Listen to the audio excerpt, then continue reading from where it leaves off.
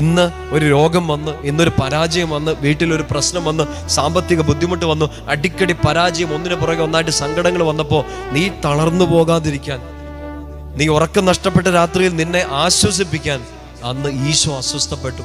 ഇന്ന് ഞാൻ അസ്വസ്ഥപ്പെടാതിരിക്കാൻ, എനിക്ക് പരിഭ്രാന്തി ഉണ്ടാവാതിരിക്കാൻ അന്ന് ഈശോ അസ്വസ്ഥപ്പെട്ടു. സങ്കീർത്തനം 10 നമ്മളവിടെ ഒരു ബ്യൂട്ടിഫുൾ ആയ ഒരു സ്റ്റേറ്റ്മെന്റ് ദാവീദ് ഇങ്ങനെ പ്രാർത്ഥിച്ചു പറയുന്നുണ്ട്.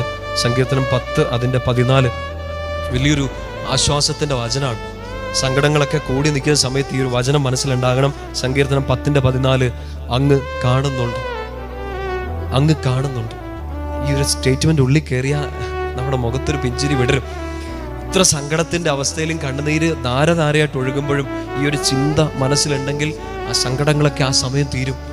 അങ്ങ് കാണുന്നുണ്ട്, എൻ്റെ ദൈവം ഇതെല്ലാം കാണുന്നുണ്ടെന്ന്.